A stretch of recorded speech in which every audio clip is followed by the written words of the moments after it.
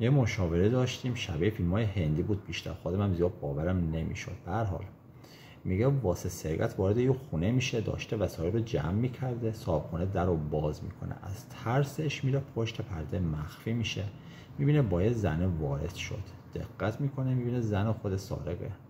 اینا مشغول عملیات میشن. این اول یه پیامکی به زنش میده، میگه ببینم اشتباه نکردم خودش یا نه. میگه کجایی؟ زنش جواب میده خونه مامانم. عجب.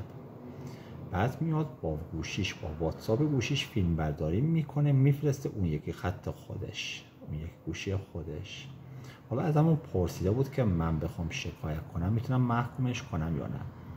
ما بهش گفتیم که آره، شما اگه اثبات بشه این فیلم اصالت داره، با توجه به اینکه امکان ردیابی مکانهای گوشی از طریق پیامک هم هست در زمان ارسال پیامک، این خانم محکوم میشن، احتمالا محکوم به اعدام هم بشن. ولی شما به جرم شروع به سرقت حدی 2 تا 5 سال حبس در انتظار شما خواهد بود. یعنی اینجوری زندگی کثافت در کثافت ارزشی نداره. مشکلی داشتی بیا دایرکت.